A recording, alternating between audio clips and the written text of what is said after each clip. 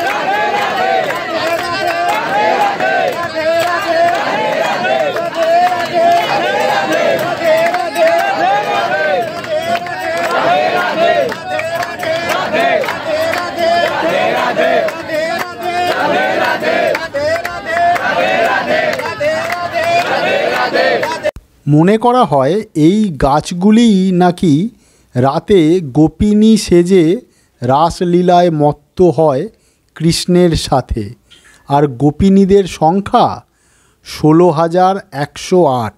প্রতিদিন সন্ধ্যার পর পুজোর সময় লাড্ডু, পান, জল আর প্রচুর সাজের জিনিস রেখে আসেন পূজারীরা। পরের দিন সকালে নাকি দেখা যায় পান চেবানো অবস্থায় পড়ে আছে, এবং সাজের জিনিসগুলিও সব লণ্ডভণ্ড অবস্থায় আছে, যেন রাতে কেউ সেগুলিকে ব্যবহার করেছেন। মনে করা হয় কৃষ্ণ আর রাধা শৃঙ্গার করেন। এখানে একটি পাতকুয়ো আছে, যেটি অনেক গভীর এবং তার জল অনেক নিচে সিঁড়ি মতো করা আছে। মনে করা হয় কৃষ্ণ রাতেতে এই জল পান করে থাকেন।